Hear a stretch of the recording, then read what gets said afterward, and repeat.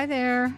We have a thought for the day. It's a little different kind of thought for the day, and this comes from The Secret Life of Plants by Peter Tompkins and Christopher Bird.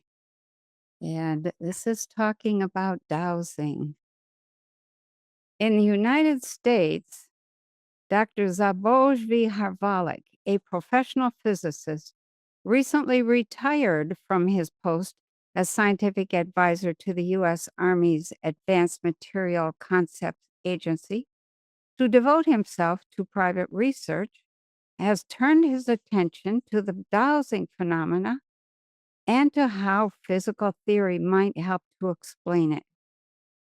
As chief of the research committee of the American Society of Dowsers, Harvalik is helping to break down 50 years of prejudice in official circles against dowsing as a quack art.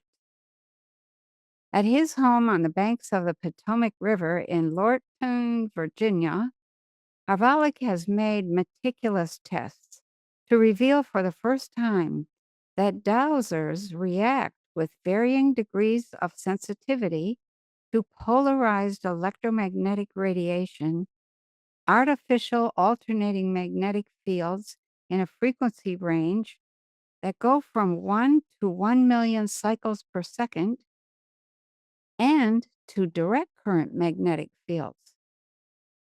Harvalik is convinced that dowsers pick up magnetic field gradients, whether they're trying to find water, underground pipes, wires, tunnels, or geological anomalies.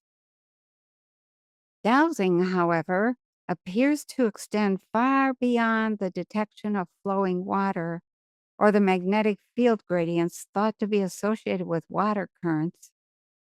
In its broadest definition, it is simply searching for anything.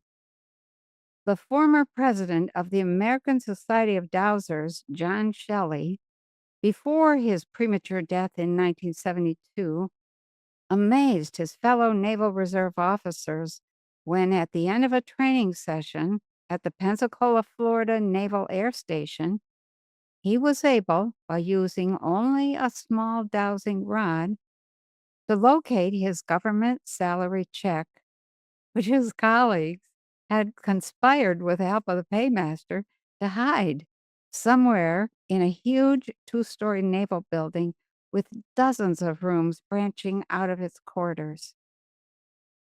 Gordon McLean, a research chemist for Pine State Byproducts in Portland, Maine, who still works full time despite his 80 odd years, will take any visitor out to the Coast Guard lighthouse at Portland Head and, with his divining rod, accurately predict when the next oil tanker on its way into Portland Harbor will appear on the horizon and where it will appear.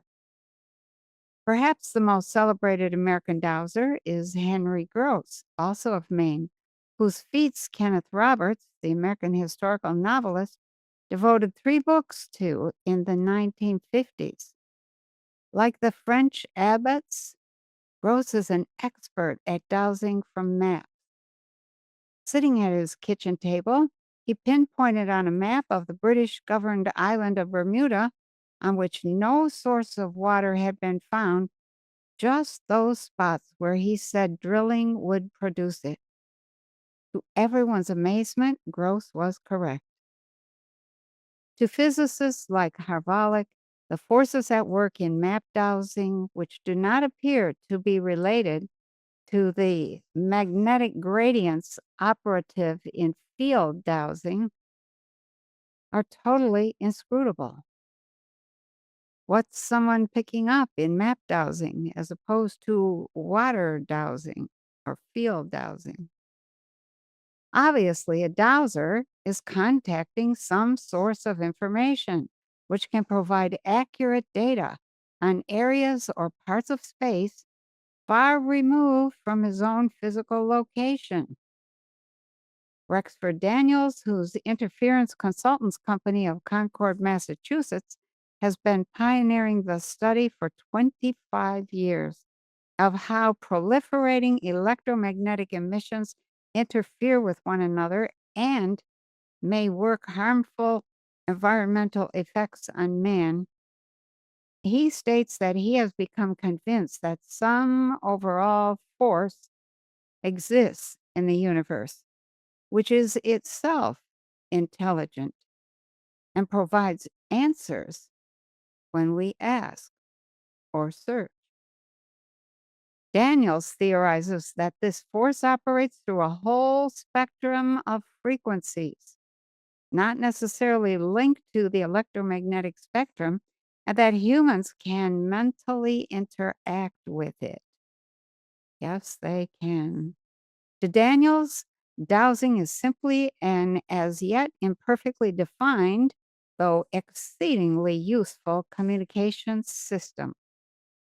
In his eyes, an important task confronting man now is to check out the system in all of its aspects. So as you go through the day, try dowsing your way through the day. Douse your questions. Douse your appointments. Douse what you're putting in your mouth. Check everything. Give yourself a signal. Yes, if it's good. No, if it's bad. And see what happens to your awareness. See how you suddenly see the whole world as something different, because that field out there is intelligent and it's waiting for you to learn to communicate with it and to keep that communication going. So think about that and have a great day.